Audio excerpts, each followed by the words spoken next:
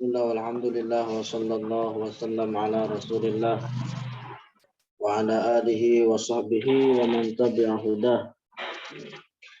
Allahumma la sahla illa ma ja'altahu sahla wa anta taj'alul hazna idza syi'ta sahla. Allahumma 'allimna ma yanfa'una wanfa'na bima 'allamtana wa zidna 'ilma wa na'udzu bika min hali ahli an-nar. Allahumma rzuqna al-ikhlas fi an-niyyati wal qawli wal amal. Alhamdulillah,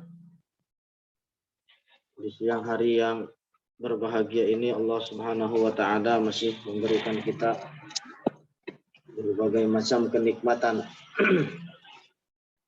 Allah Subhanahu wa taala masih memberikan kepada kita taufik di dalam melakukan berbagai macam amal saleh, di dalam melakukan berbagai macam ketaatan, yang mana hal ini perlu kita syukuri.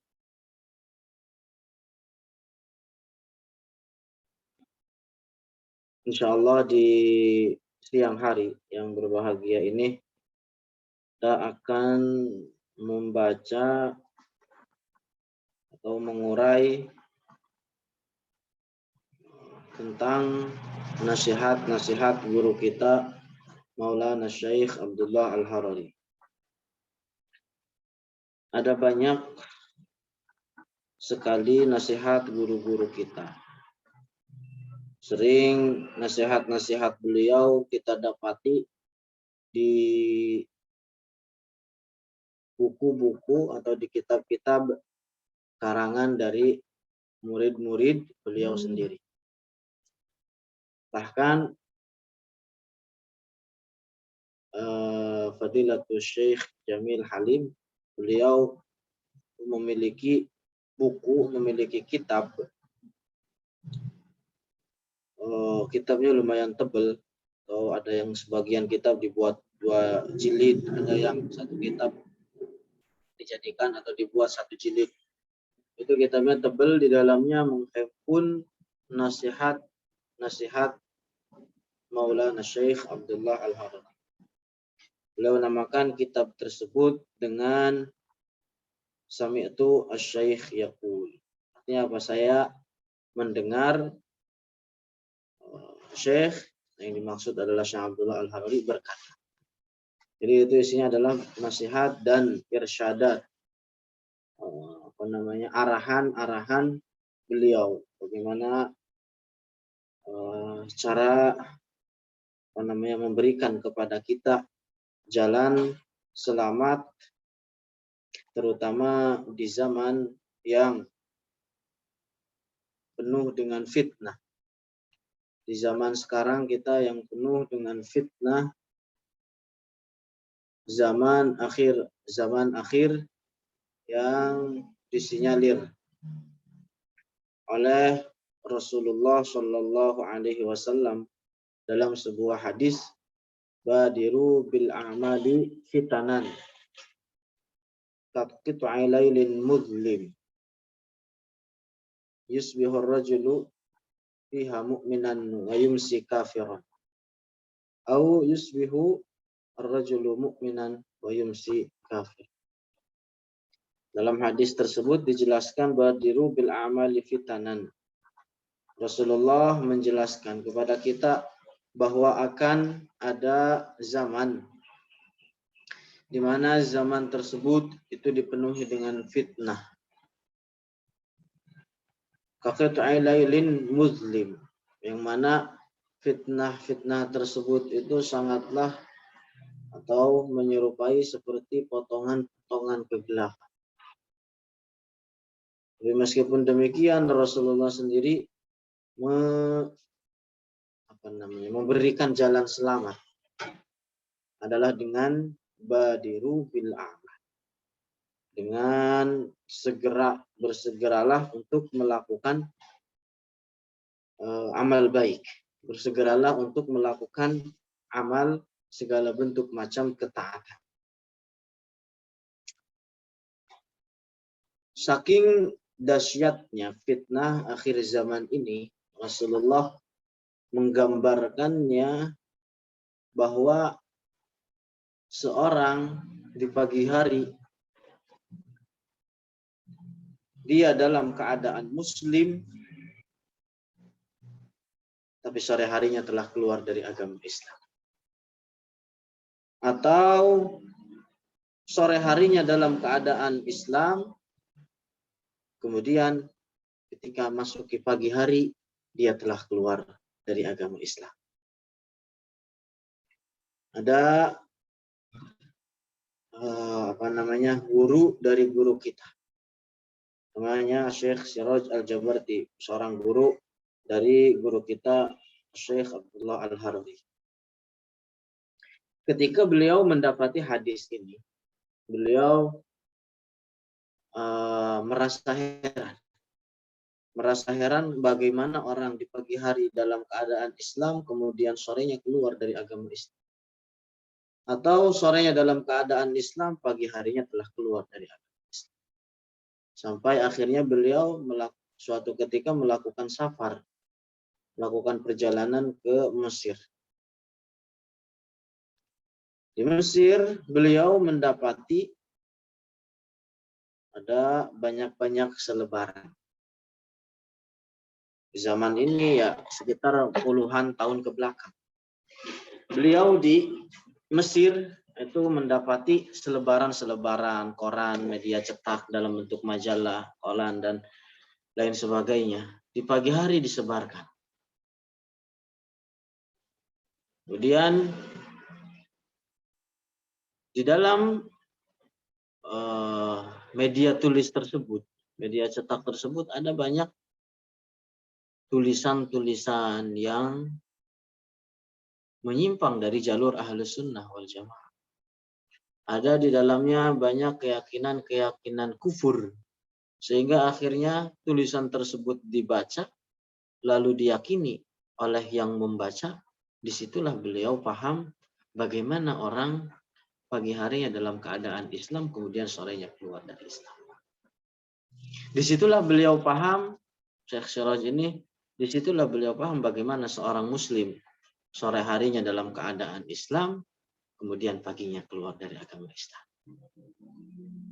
Ini zaman sekitar puluhan tahun ke belakang. Zaman di mana media masih terbatas, sekedar media cetak. Zaman sekarang media sudah nggak karuan. Gadget di tangan. Internet bisa diraih dimanapun. Selama punya kuota, orang bisa buka internet. Makanya sudah tidak bisa terbendung lagi media di zaman sekarang kita ini.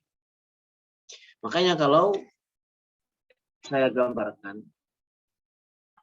bahwa media di zaman sekarang itu kasarannya, bahasa kasarnya itu laksana tong sampah. Artinya apa? Segala sesuatu ada di dalamnya. Yang iman ada, yang kufur juga ada. Yang benar ada, yang batil juga ada. Yang halal ada, yang haram. Segala sesuatu, apapun ada di dalam. Lantas kalau orang masuk ke dalam dunia internet, belajar dari YouTube, belajar dari snack video, belajar dari TikTok. Kalau orang tidak memiliki pegangan, kalau orang tidak memiliki sandaran, terutama di dalam akidah, bisa saja dia terombang-ambing di dalam. Bisa saja dia bingung, kehilangan arah di dalam menentukan jalan selamat. Kenapa? Karena Rasulullah sendiri menggambarkan bahwa umatnya ini akan terpecah belah. Umatnya ini Rasulullah akan terpecah belah. Maka sangat heran ketika ada orang sok ngaku moderat. Kemudian dengan dalih, udah sekarang katanya nggak zaman lagi orang bongkar-bongkar kesesatan Wahabi. Udah sekarang katanya udah nggak musim lagi katanya membongkar kembali borok-borok orang Wahabi atau Hizbul Ikhwan dan Hizbut Tahrir dan lain-lain sebagainya. Sekarang waktunya Islam bersatu. Itu ada orang sok ngaku moderat begitu, itu kalau ketemu tinggal di ngeplak aja. Nah, orang yang macam seperti demikian itu laksana orang buta. Saya gambarkan dia seperti orang buta. Dia tidak mengetahui fakta lapangan yang terjadi di zaman sekarang ini. Dia tidak mengetahui hal bagaimana umat itu diporak-porandakan dari berbagai arah. Syekh menggambarkan itu laksana suatu hidangan siap santap di atas meja yang siap dihantam dari berbagai arah. Itu ahli sunnah digambarkan di zaman sekarang. Makanya orang yang tidak memiliki basic akidah, basic ilmu agama yang kuat, ketika masuk dunia internet dikhawatirkan dia tersesat di dalamnya. Sudah banyak kisah-kisah nyata yang bisa dijadikan ibrah oleh kita di dalam agar supaya kita menjadi lebih hati-hati, karena keselamatan di dalam beragama itu tidak ada tandingan. Keselamatan di dalam agama itu melebihi segala, terutama akidah. Bahwa akidah merupakan modal seseorang. Orang yang kehilangan modal, dialah yang merugi. Dia yang akan kehilangan akidah, dia yang akan merugi di dunia dan di akhirat. Nah, insya Allah nasihat-nasihat yang akan kita bahas ini sama memiliki bekas di hati kita. Nasihat-nasihat guru kita yang akan kita sebutkan ini insya Allah sama-sama kita bisa memeraktekan dan menjalankan apa yang beliau nasihat. Karena kemarin sudah kita singgung bahwa sebanyak apapun nasihat yang kita dengar, siapapun yang menyampaikan nasihat tersebut, ketika di dalam diri kita, ketika di dalam diri seseorang tidak ada kesadaran, maka tidak akan pernah manfaat nasihat tersebut. Man lam yakun min nafsihi wa'idun lam tanfa' anhul mawa'id. Jadi orang yang tidak memiliki kesadaran di dalam dirinya, sebanyak apapun nasihat, siapapun yang memberikan nasihat, tidak akan ada bekasnya, tidak akan ada manfaat nasihat tersebut. Di antara nasihat guru kita Maulana Syekh Abdullah Al-Harari, usiku biluzumi majalis ilmiddin wa tabligh. Saya wasiat kepada kalian untuk senantiasa kontinuitas hadir duduk di majelis ilmu, kemudian juga menyampaikan akan ilmu yang telah kita dapatkan. Oleh karena ketika seorang alim, artinya apa? Ketika seseorang sudah belajar, lalu dia mengetahui ilmu tersebut, kemudian diajarkan ilmu yang dia ketahui, ilmu yang dia pelajari terhadap orang lain, sehingga akhirnya orang lain tersebut bisa mengambil faedah dari apa yang telah diajarkan, maka dia akan mendapatkan pahala atas pengajarannya itu, dan juga pahala yang ketika pengikutnya itu atau ketika orang yang diajarkan tersebut mengajarkan juga kepada orang lain, maka orang yang pertama tersebut juga sama mendapatkan pahala. Rasulullah itu mendapatkan pahala atas apa yang beliau kerjakan dari mengajarkan kepada kita jalan selamat, atau kepada kita di dalam mengajarkan ilmu. Begitu juga ketika ilmu tersebut disampaikan oleh para sahabat kepada yang lainnya, Rasulullah tetap mendapatkan pahala atas ilmu yang diajarkan kepada mereka. Kenapa? Karena ilmu adalah sebaik-baiknya atau quality time seseorang adalah ketika dia menuntut ilmu. Senantiasa sabar di dalam menempuh kesulitan ketika menuntut ilmu. Senantiasa sabar ketika ditimpa kesulitan dalam menyebarkan ilmu, baik itu terhadap yang kecil ataupun yang dewasa, yang tua. Kenapa? Karena di dalam hal ini, di dalam belajar dan mengajarkan ilmu agama, di dalamnya ada unsur menjaga terhadap hak Allah dan juga hak-hak manusia. Kenapa? Karena sebagaimana kita ketahui bahwa ilmu yang paling mulia, paling agung, paling penting adalah ilmu tauhid, ilmu di dalam mengenal Allah dan Rasul. Maka tidak semestinya kita itu merasa malas, merasa putus asa, merasa bosan di dalam menuntut atau di dalam meminta tambahan akan ilmu agama ini. Jangan sampai masing-masing dari kita kehilangan kebaikan ini. Kehilangan kebaikan ini artinya di dalam menuntut ilmu dan juga menyebarkan. Maka hendaknya masing-masing dari kita untuk senantiasa memiliki tekad yang kuat dalam menyebarkan ilmu agama. Banyak sekali nasihat atau keindahan yang dituturkan para ulama atau bahkan para penyair terdahulu dalam menggambarkan ketika seseorang menuntut ilmu. Di antaranya apa yang dituturkan oleh seorang penyair, namanya Abul Atahi. Beliau menjelaskan tentang keindahan seorang yang menuntut ilmu.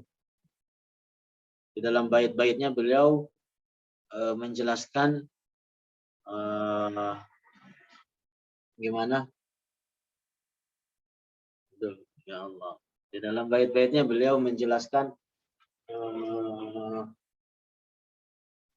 rohibu khubzin ya bisin ta'kuluhu fi zawiyah wa kuzuma in baridin tashrabuhu min safiyah. Jadi sepotong roti kering yang dimakan oleh penuntut ilmu di suatu pojokan-pojokan. Jadi kalau roti kering itu kan roti khubz Arab itu kan ketika sudah kering itu nggak dimakan biasanya. Tapi Abul Atahiyah menggambarkannya bahwa roti kering yang dimakan oleh seseorang di pojokan-pojokan. Wa kuzuma in baridin tashrabuhu min safiyah, dan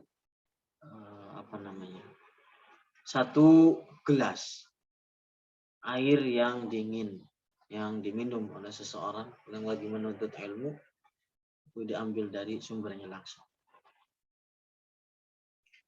Wa masjidun bima'zilin 'anil wara binahiyah. Kemudian ada suatu masjid yang mana biasanya masjid itu tempatnya itu berbeda atau terpisah jauh dari keramaian. Wa masjidun bima'zilin 'anil wara binahiyah. Tadrusu fiha daftaran mustanidan bisari. Kemudian di dalam masjid tersebut kita duduk nyandar ke tiang-tiang masjid itu sambil kita mempelajari pelajaran yang telah kita ambil dari.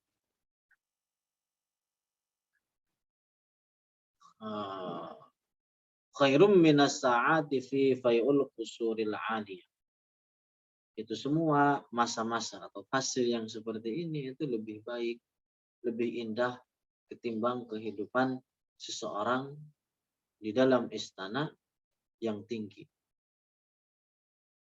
Taqubuha nadamatun tasla binarin hamiyah. Akan tetapi ketika orang hidup di dalam istana kemudian berakhir dengan suatu penyesalan yang membawa atau menjerumuskan seseorang ke dalam api neraka. Jadi pasti-pasti yang tadi seperti itu lebih indah, lebih baik ketimbang hidup seseorang di dalam istana tapi berakhir dengan suatu penyesalan. Ya salam. Alhamdulillah.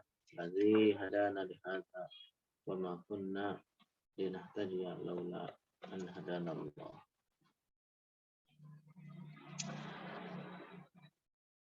Tujuan kita di dalam mempelajari ilmu agama terutama ilmu din ad-daruri adalah agar kita mampu mengerjakan apa yang Allah wajibkan dan meninggalkan apa yang Allah haram. Kenapa? Karena orang-orang takwa atau orang-orang yang bertakwa itu di dalam setiap zaman itu akan senantiasa ada sampai hari kiamat. Bahkan sebagian dari mereka orang-orang yang bertakwa itu nggak dikenal di kalangan manusia karena misalnya pakaiannya compang-camping atau bahkan karena saking fakirnya itu tidak dikenal. Allah sembunyikan mereka dari pandangan-pandangan manusia. Akan tetapi ada sebagian juga dari mereka yang bertakwa Allah nampakkan. Allah berikan kepada mereka syuhrah, ketenaran. Akan tetapi aglabuhum, kebanyakan mayoritas dari mereka orang-orang yang bertakwa Allah sembunyikan. Mereka orang-orang yang seperti ini memiliki derajat yang sangat agung menurut Allah. Ada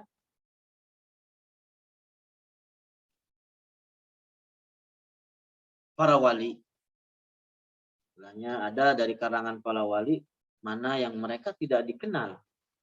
Ketika hadir duduk bersama orang-orang, wali tersebut itu tidak dikenal derajatnya sampai kepada wali. Ketika orang tersebut atau wali tersebut hilang dari pandangan manusia, itu tidak ditanyakan tentang keberadaannya. Nah, makanya masing-masing dari kita itu ketika berjumpa, ketika kita melihat terhadap seorang muslim hendaknya berbaik sangka terhadap dia. Katakan di dalam diri kita mungkin orang muslim tersebut lebih baik dari kita. Jadi dituntut dari kita untuk mencintai orang muslim tersebut, menghormatinya meskipun tampilannya itu compang-camping, pakaiannya semrawut, rambutnya acak-acakan penuh debu. Nah, akan tetapi ketika kita melihat seorang muslim juga melakukan suatu muamalah yang menyalahi syariat, maka kita hendaknya memperlakukan dia tergantung apa yang sejalan juga dengan syariat. Kita arahkan dia ke dalam kebenaran. Kalau seandainya kita mendapati orang muslim tersebut melakukan banyak kebaikan, melakukan berbagai macam kebenaran, maka kita bisa mengambil manfaat dari orang tersebut. Kita bisa menjadikan dia sebagai seorang figur bagi diri kita. Nah, itu.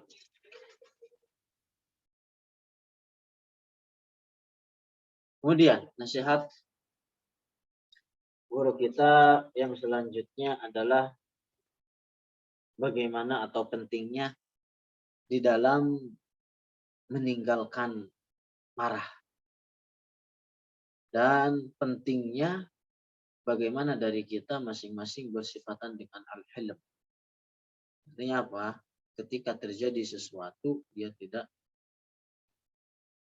cepat marah.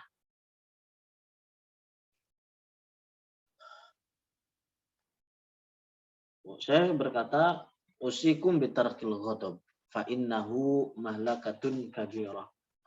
Saya wasiat kepada kalian untuk meninggalkan marah.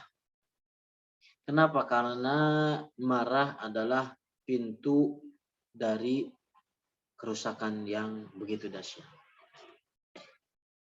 Betapa banyak orang terjerumus dalam kehancuran itu karena disebabkan marah. Betapa banyak orang yang keluar dari mulutnya perkataan-perkataan kufur itu diantara sebabnya adalah karena sebab marah. Begitu juga putusnya tali silaturahim di antara sesama saudara, di antara sesama kerabat, di antara sesama sahabat, teman, itu karena sebab marah. Bahkan kemarahan itu bisa menghancurkan agama seseorang. Karena ada sebagian orang ketika marah, mereka jatuh ke dalam kekufuran. Mencaci maki Allah, mencaci maki Rasulullah, mencaci maki agama Islam, dan lain sebagainya yang menjerumuskan dia atau yang menjadikan dia keluar dari agama Islam karena sebab marah. Makanya hendaknya masing-masing dari kita untuk senantiasa bersabar. Orang yang menginginkan kemenangan di akhirat, orang yang menginginkan kebahagiaan di akhirat, hendaknya dia bersabar di dalam menempuh kesulitan, di dalam menghadapi apa yang orang lain lontarkan kepada kita dari berbagai macam keliru, salah. Terutama bagi kita yang istilahnya hidup di medan dakwah. Artinya apa? Kita hidup mengajak manusia untuk senantiasa mengajak mereka dalam kebaikan. Nah, hendaknya ini semua dibarengi dengan rasa sabar. Kenapa? Karena medan dakwah itu lebih butuh kesabaran yang ekstra lebih membutuhkan kepada kesabaran yang lebih di dalam menghadapi macam-macam orang yang Mu'adz ibn Jabal ketika Rasulullah utus untuk berdakwah ke negeri Yaman. Jadi negeri Yaman itu ketika itu dibagi menjadi dua. Satu dikirim kepadanya Mu'adz ibn Jabal, yang satu lagi dikirim kepadanya sahabat Abu Musa al-Ash'ari. Nah, ketika Mu'adz ibn Jabal diutus oleh Rasulullah kepada ke negeri Yaman, Rasulullah berwasiat kepadanya untuk senantiasa sabar terhadap orang-orang yang akan dihadapinya. Ketika Mu'adz beramal dengan wasiat Rasulullah ini, beliau mengambil manfaat yang besar. Beliau memperlakukan orang-orang atau penduduk Yaman dengan penuh kelembutan, penuh dengan al-hilm. Kayak matlub, dituntut dari kita juga untuk senantiasa kontinuitas menjaga sifat al-hilm.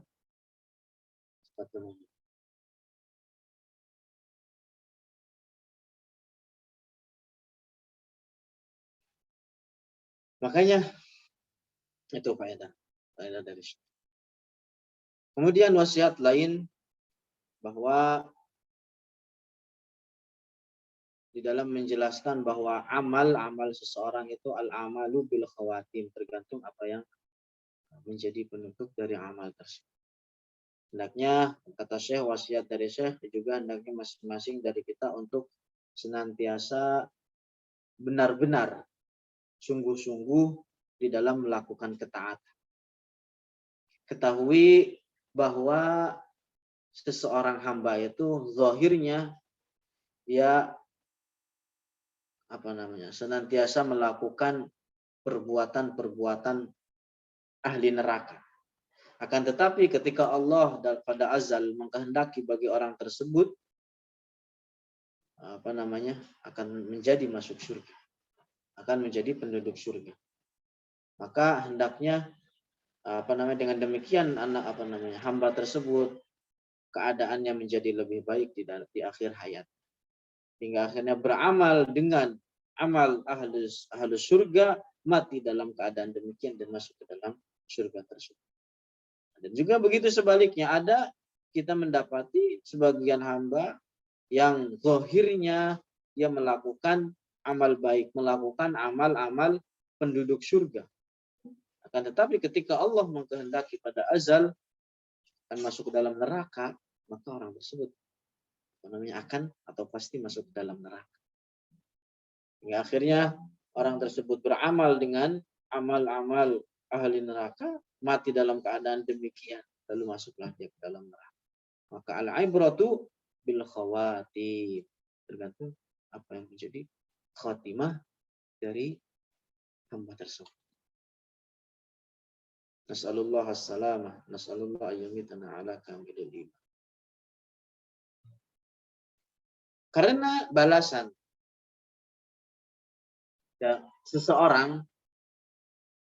seseorang itu tergantung dari apa yang menjadi penutup amal dia.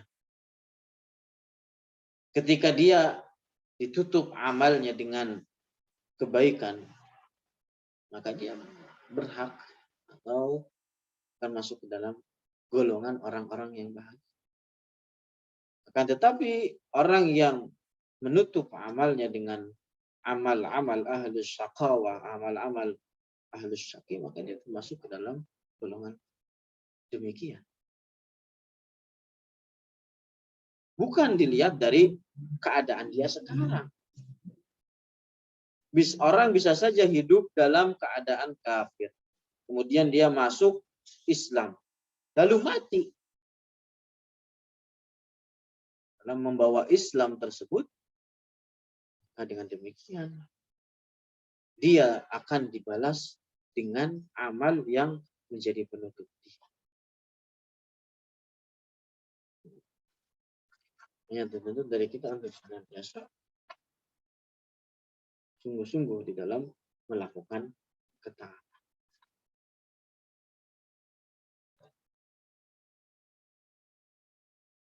Nah, kemudian wasiat dari Syekh yang selanjutnya adalah warning bagi kita untuk tidak leha-leha di dalam berkhidmat terhadap agama ini. Usikum bi khidmati hadati. Saya wasiatkan kepada kalian untuk kontinuitas membela, membantu agama ini. Orang yang mampu untuk membela agama ini, agama Islam, dan membela dakwah ini, kemudian dia tinggalkan tanpa adanya uzur, maka dia mendapatkan dosa besar. Kenapa? Karena mazhab ahlus sunnah di zaman sekarang itu ka'annahu mayyit, seperti mayit.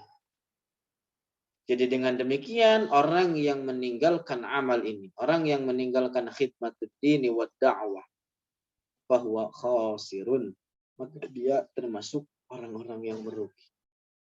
Adapun orang yang benar-benar, adapun orang yang sungguh-sungguh, maka dia akan mendapatkan pahala yang besar.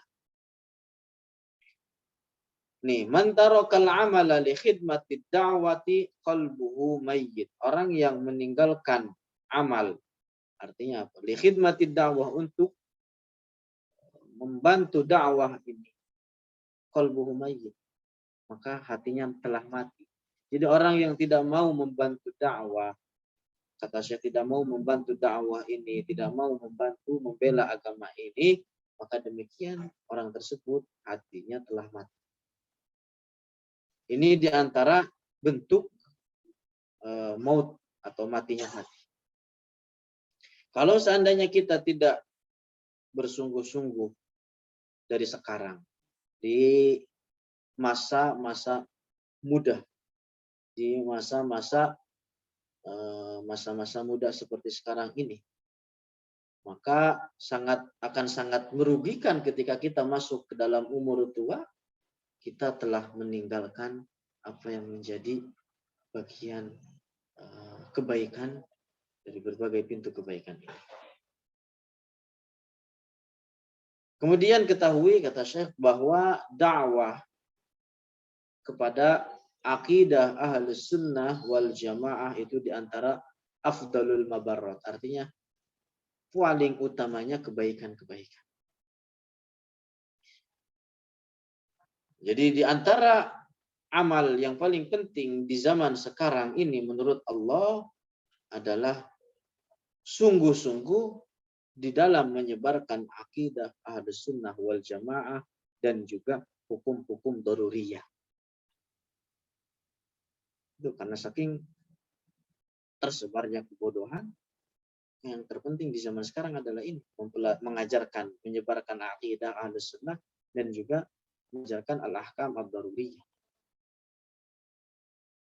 Jadi ini mesti kita prioritaskan di antara kewajiban-kewajiban yang lain. Kenapa? Karena kewajiban-kewajiban itu memiliki tingkatan.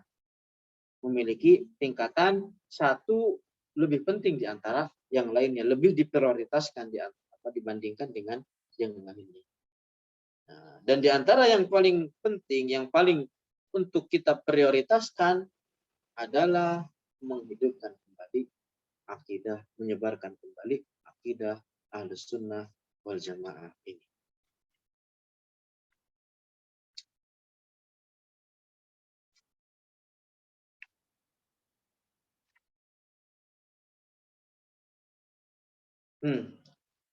Karena masing-masing kita akan meninggalkan dunia ini. Masing-masing dari kita akan meninggalkan dunia ini. Makanya orang yang cerdas, orang yang berakal adalah mereka yang senantiasa mempersiapkan diri untuk kehidupan akhirat. Mempersiapkan perbekalan untuk kehidupan akhirat dengan melakukan berbagai amal saleh, dengan melakukan berbagai macam bentuk ketaatan. Jangan sekali-kali, jangan sekali-kali salurkan atau kerahkan waktu kalian di dalam sekedar bermain-main belaka. Introspeksilah diri kalian sebelum kelak dihisab nanti di akhirat. Masing-masing dari kita hendaknya berpikir ketika memasuki sore hari. Ketika memasuki sore hari, apa yang telah kita kerjakan dari pagi sampai siang atau bahkan memasuki sore ini. Apakah telah melakukan amal? Apakah telah melakukan suatu ketaatan yang diridhoi oleh Allah atau bahkan sebaliknya melakukan perbuatan yang membuat Allah murka? Maka hendaknya masing-masing dari kita untuk introspeksi ini. Jadi hendaknya masing-masing dari kita juga untuk bisa mampu menambal apa yang telah kita kerjakan atau apa yang telah kita tinggalkan di siang hari. Ketika kita merusak hari kita atau misalnya siang hari kita dengan suatu perbuatan maksiat, maka hendaknya tambal maksiat tersebut di malam hari dengan melakukan berbagai macam kebaikan. Ini di antara ciri orang yang benar-benar mencari akhirat. Di antara ciri orang-orang yang mencintai akhirat.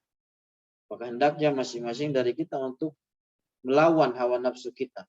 Menundukkan hawa nafsu kita agar itu bisa menjadi manfaat bagi kita kelak di hari akhirat setelah kita meninggalkan kehidupan dunia. Kenapa? Karena dunia itu penipu. Itu buaya. Itu berlalu seperti hayalan belaka. Betapa banyak orang karena sebab cinta terhadap dunia, mereka membuang-buang waktunya dari mengerjakan sesuatu yang wajib. Betapa banyak orang yang mengkonsumsi harta yang haram karena sebab cinta terhadap dunia. Betapa banyak orang yang membuang-buang waktunya, berlalu umurnya begitu saja di dalam penjara karena sebab cinta terhadap dunia. Betapa banyak orang yang terjatuh dalam kekufuran karena sebab cinta terhadap dunia. Maka orang yang cerdas hendaknya berpikir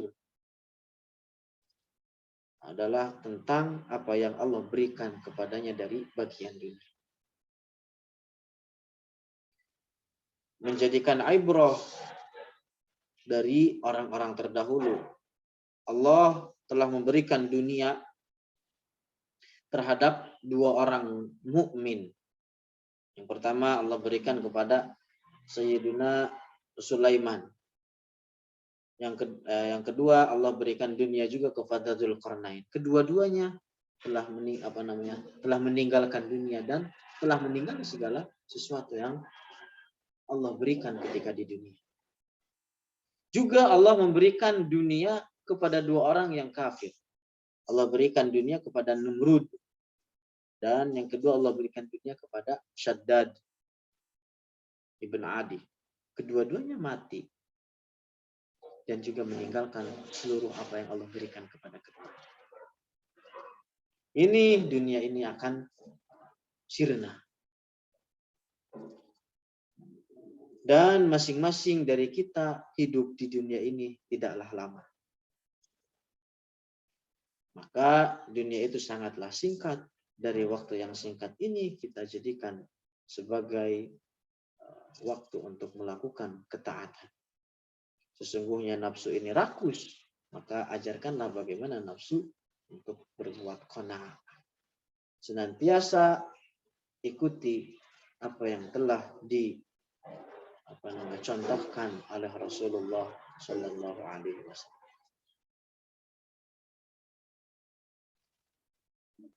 Wallahu a'lam bishawab.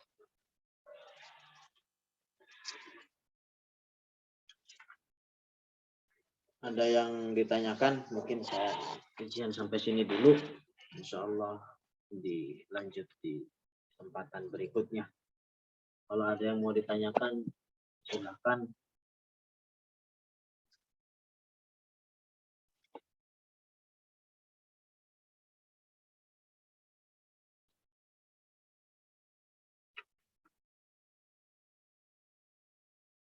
Atau kalau tidak ada, kita berdoa.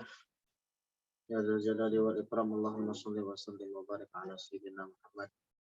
Allahumma inna nas'aluka ilman nafi'a wa amalan mutaqabbalan wa rizqan wasi'an halalan tayyiban mubarakan wa dzurriyyatan thayyibatan hasbuka bihi farah sama. Allahumma inna na'udzubika min 'ilmin la yanfa' wa min qalbin la yakhsha' wa min nafsin la tashbah wa min du'a'in la yustajab.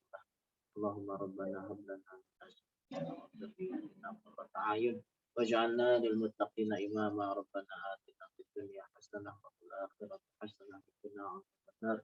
Bi fadli subhana rabbika amma yasifun wa salamun ala mursalin walhamdulillahi rabbil alamin. Nuhallil. La ilaha illallah. Allahumma salli ala sayyidina Muhammad wa ala alihi wa sahbihi wa sallim. Ighfirli wa liwalidayya wa lil mu'minina wal mu'minat. Walhamdulillahi rabbil alamin. Barakallahu fikum. Warahmatullahi